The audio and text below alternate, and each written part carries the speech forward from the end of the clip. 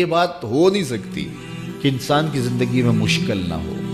جب انسان کو پیدا کیا گیا تھا، اس کا خمیر گویا گیا تھا، تو 39 دن تک اس کے خمیر پر مٹی جو گوندی گئی تھی انسان بنانے کے لیے، اس پر 39 دن دکھوں کی بارش ہوئی تھی اور ایک دن خوشیوں کا بھی برسا تھا۔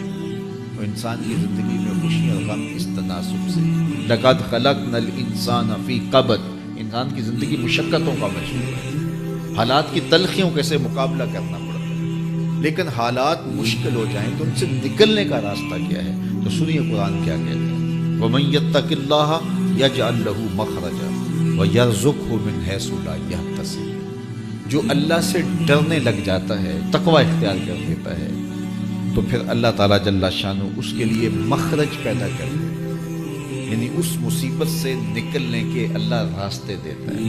یہ اس شخص کا مقصود ہے جو اللہ سے ڈرتا ہے، اس پر مشکلات اس پہ بھی آتی ہیں، یہ نہیں کہ اس پہ مشکلات نہیں آتی، زندگی کی مشکلات کا وہ بھی شکار ہوتا ہے، لیکن جو ہی مشکلات آتی ہیں ان مشکلات سے نکلنے کا اللہ اسے راستہ بھی عطا کرتے ہیں۔ اور دوسری بات، وَيَرْزُقْهُ مِنْ حَيْثُ لَا يَحْتَسِبُ، اللہ اس کو وہاں سے رزق دیتا ہے جہاں سے اسے گمان بھی نہیں ہوتا، وہاں سے رزق دے دیتا ہے۔ بندہ تو یہ کہتا نا کہ مجھے یہاں سے ملے گا، یہاں سے، ایک بندے کی منصوبہ بنے، لیکن جو اللہ سے ڈرنے والا ہوگا اللہ اس کو وہاں سے رزق دے گا جہاں اسے گمان بھی نہیں ہوگا، خیال بھی نہیں ہوگا کہ یہ راستہ بھی اصول رزق کا ہو سکتا ہے۔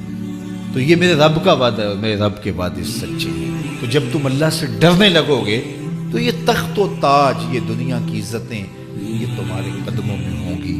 اس سے ڈرنے کا نتیجہ ہے جو تمہارا رب تمہیں عطا فرمائے۔ حضرت عمر رضی اللہ تعالیٰ عنہ کی خدمت میں ایک شخص آیا، اس نے کہا میرے ہاں اولاد نہیں ہے، تو آپ نے کہا استغفار پڑھا کرو۔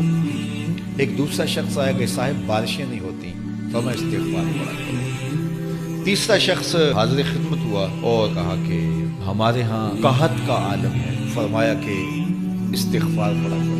تو کوئی پاس بیٹھا تھا، اس کے اٹھ کے جانے کے بعد کہا کہ مختلف لوگ مختلف سوال لے کر آئے اور آپ نے ایک ہی جواب دیا کہ استغفار پڑھا کرو۔ تو کہا میں نے اپنے طرف سے تھوڑا دیا، یہ تو میرے رب کا فرمان ہے۔ اب وہ کیسے؟ کہا سورہ نوح پڑھو، فَقُلْتُ اسْتَغْفِرُوا رَبَّكُمْ، حضرت نوح علیہ السلام نے اپنی قوم سے کہا کہ اپنے رب کے حضور استغفار کیا کرو، اِنَّهُ كَانَ غَفَّارًا۔ اس کا نتیجہ کیا ہے؟ جب تم استغفار کرو گے تو وہ تمہارے گناہ بخش دے گا۔ ایک تو فائدہ اس کا یہ ہوگا، وَيُرْسِلِ السَّمَاءَ عَلَيْكُمْ مِدْرَارًا، آسمان سے موسلادھار بارشیں بھی برسیں، وَيُمْدِدْكُمْ بِأَمْوَالٍ وَبَنِينَ، اور اللہ تمہیں استغفار کی برکت سے مالا مال بھی کر دے گا، وَبَنِينَ، اور تمہیں بیٹے بھی عطا کرے گا، وَيَجْعَلْ لَكُمْ جَنَّاتٍ وَيَجْعَلْ لَكُمْ أَنْهَارًا، تمہیں باغ بھی عطا کرے گا اور تمہیں چلتی ہوئی نہریں بھی عطا فرمائے گا۔ آج میں سمجھتا ہوں کہ پاکستانی قوم کو اجتماعی استغفار کی ضرورت ہے۔ آپ کے دریاؤں کا پانی سوکھ گیا، استغفار کریں گے اللہ تعالیٰ ان کو پانیوں سے مالا مال کر دے گا، بارشیں ہوں گی، قحط سالیاں دور ہوں گی، بے اولادوں کو استغفار سے اولاد نصیب ہوگی، اور معیشت کی بہتری جو ہے وہ استغفار کے ذریعے سے ہوتی ہے۔ تو یہ 5 چیزیں بیان فرمائیں، تو استغفار سے خوشحال زندگی کا تصور ابھرتا ہے۔ ونرسل العطر من روض الهدى الزاهي، ويشرق السلم أنوارا وأنوارا،